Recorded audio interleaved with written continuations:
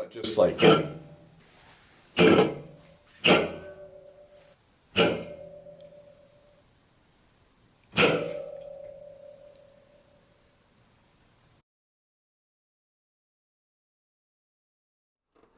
All right, welcome back to Bible Time, episode 36. And it is high time that I acknowledge the elephant in the room. I remember way back when I said that I wanted these videos to be 10 minutes, and I don't know if I've ever done that. But at the same time, I can only make these so short, all right? But they will be shorter in the next few weeks, I promise. I will be more courteous of your time, so thank you for tuning in and bearing with me. We are going to go through Psalm 10 today. This is technically the second half of Psalm 9.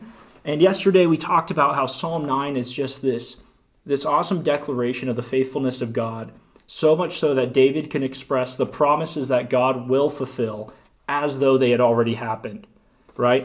And the second half of this psalm is kind of different. Whereas Psalm 9 is the I know what's true, Psalm 10 is the but this is what it feels like part.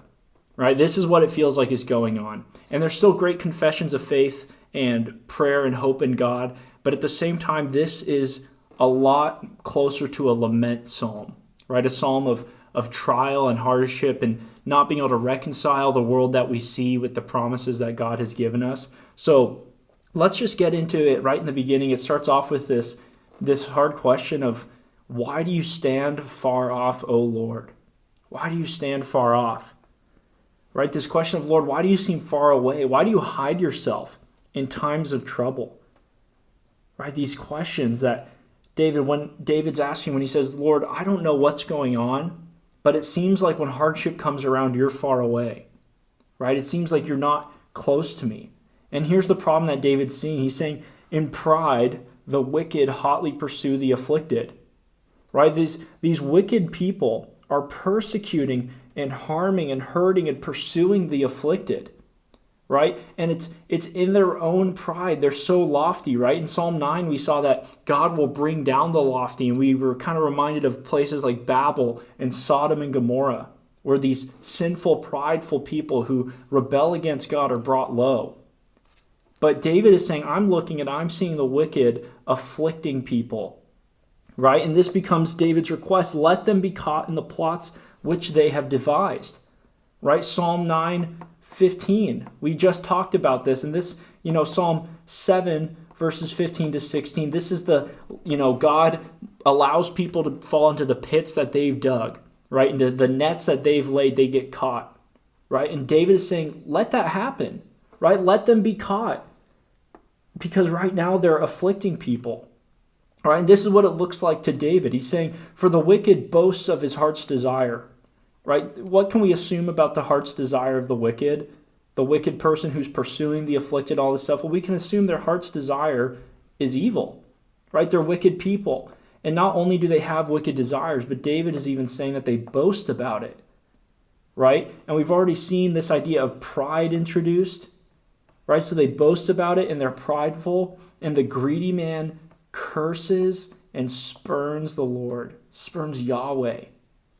So David's saying, Lord, this is what I see, right? The wickedness, the wicked and the haughtiness of his countenance, right? And the way that he thinks and the processes of his mind.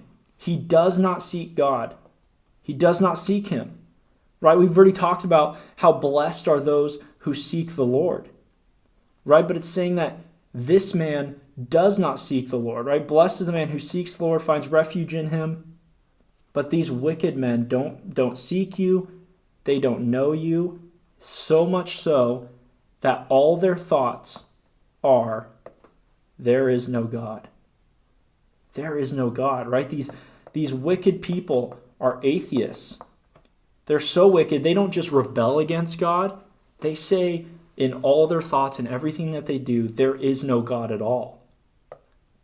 His ways prosper at all times. Your judgments are on high out of his sight. As for all his adversaries, he snorts at them. Right? David is saying, this wicked man prospers at all times. Right? You said that you would judge them and that they would fall into their own pit and they'd be caught in their own nets and their own snares. But they just prosper. right? And God's judgments, he's saying your judgments are on high. They're in heaven, they're in the future, and they're so high up that they're out of the wicked man's sight. He doesn't even see your judgments. He doesn't see you as a king, right? All he sees is his own pride, right? And as for his adversaries, the wicked man looks around at his enemies and he can snort at them, like he can mock them, right? Because he has no worries. David's saying, God, I'm a righteous man, and these enemies are overtaking me, and they're overtaking the weak, right? But the wicked man doesn't seem to have any worries in the world because he doesn't see your judgments, right? And this is what the wicked man thinks. He says to himself, I will not be moved, right? I will not be moved throughout all generations. I will not be in adversity, right? I'll never have hardship in my whole life. It seems like the wicked people have the easy life, right? And not only are they wicked and, have prosperity, but like we've seen the way that they spurn and curse God, his mouth is full of curses and deceit and oppression. Under his tongue is mischief and wickedness, right? Just the summation of who these wicked people are. It goes on, it says that he sits in the lurking places of the villages. In the hiding places, he kills the innocent. His eyes stealthily watch for the unfortunate. Right? So these innocent people, the unfortunate, he lurks in the hiding places as a lion in his lair. Right? This is the way that the New Testament describes Satan himself. Right? That Satan lurks and prowls like a lion, waiting to see who he can devour. Right? And David's saying, this is what the wicked do. This is what the descendants of Satan do. Right? He lurks to catch the afflicted. He catches the afflicted when he draws him into his net. Right? So David is saying not only do they not fall into their own net, but they're actually catching poor, weak, afflicted people in their net and oppressing them. He crouches and bows down, and the unfortunate fall by his mighty ones. So he's got mighty men who fight for him. He's got all this power. And he says to himself, God has forgotten. He has hidden his face. He will never see. So these wicked, evil people who oppress are saying that God doesn't see this. He's hidden his face. He'll never see it. Right? And it goes back to what David has said in verse 5, that he doesn't see your judgments. Your judgments are on high. And so because he lives this life where he just gets to be wicked and evil all the time, and he gets rich from it, and he gets prosperity from it, he can say to himself that God doesn't know. God's not going to do anything. He hasn't done anything. He doesn't even see what I'm doing. Right? He's saying there's no judge in heaven. And this is David cries out to the Lord, arise. Right? Again, Numbers 10:35. This is a cry to battle for God to scatter the enemies of Israel and his own enemies. Arise, O Lord. O God, lift up your hand. Right? Your hand, this term, right? This idea of God, do something. Act. Act on behalf of your people and on behalf of the afflicted. Right? Do not forget the afflicted. Right? Psalm, going back to the beginning of this, technically this psalm, but if you look at Psalm 9, verse 12, the very last line, what's it say? But that God does not forget the cry of the afflicted.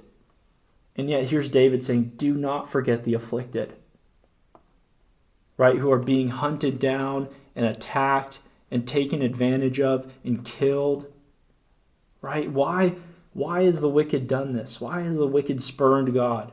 He has said to himself, you will not require it, right? The wicked man says that nothing I do will ever come into account, right? There's no judge at the end. Nothing I do will ever be judged. Jesus reminds us in the New Testament that we don't know when our life will be required of us. And one day we might be told, you fool, tonight your life is required of you. Right? And so David is saying that the wicked don't have this perspective at all. They just get away with everything, it seems. But, verse 14, David says to God, you have seen it. You have beheld mischief and vexation to take it into your hand. Right? So David says, Lord, act. And he also says, you have. You've seen it. You've judged. you know. Right? The unfortunate commits himself to you, God. You've been a helper of the orphan. Right? The orphan who has no father has a father in heaven who is a helper. Right? And David asks again, Lord, break the arm of the wicked. Right? This isn't just, hurt the wicked, but the arm, same with the hand, has this idea of their ability to act. Right? Stop the wicked and the evildoer. Seek out his wickedness until you find none. The one who says that there is no judge, I'll never be accountable, there is no God. These people, David is saying, seek out their wickedness until you find none. Deal with every last sin, every last injustice. The Lord is king forever and ever. Right? Thinking back to Psalm 9:5. He is king forever and ever, opposite of those who are, blotted out forever and ever, the evil nations. Yahweh is king. That's why we can trust in times that we don't understand why it seems like the wicked are prospering, why it seems like evil people are the ones who aren't judged. We can trust that if Yahweh is king forever and ever, he will judge. He will make things right. He will reverse the fall. He will do everything. Right? And so the nations have perished from his land. Right? Again, it's, at the time of David, the nations have not perished from the land. There's enemy nations that are in and out of Israel all the time. Right? They never really have the whole land. But what's being said here is that God's already done it. Right? Nations have perished from his land. So there will be a time again where we see that David is saying, this has already happened. That's how sure it is. Right? And he reminds us and encourages us and encourages his own heart that Yahweh, you have heard the desire of the humble.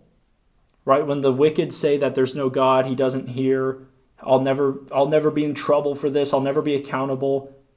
Right? He says that you've heard them, you've heard the humble, you strengthen their heart, you will incline your ear. The humble contrasted to those wicked people in the beginning who are prideful and haughty and boastful and arrogant. Right? But God hears the humble to vindicate the orphan and the oppressed. Right? The orphan and the oppressed, so that man who is of the earth will no longer cause terror. Right? God's going to bring a point where we saw at the end of verse 9 or of Psalm 9, very end, verse 20, right? Where he says, remind these people, these evil nations, these men that they are that. They are just men. Right? Show them why you're God. Right? And it says that God will judge so that man who is of the earth will no longer cause terror. There will be a time where God will end the wickedness of men. Right? How awesome is that? How awesome is that? This will be fulfilled.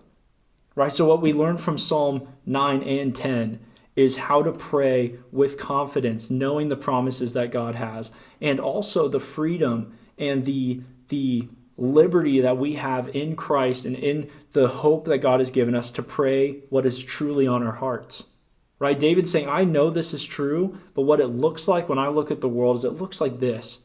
But he also curbs his sorrow with the promises of God, saying that it looks like this, but I know that you will judge.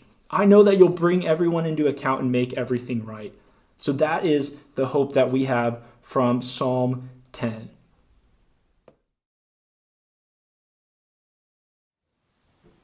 Episode 36, happy Saturday. All right, in this episode, we see that David's confidence is shaken and that he is struggling. Last one, we saw that he was just confident. And our question today is, what are you struggling with that you need to offer to the Lord? All right, that's it, and we will see you guys on Monday.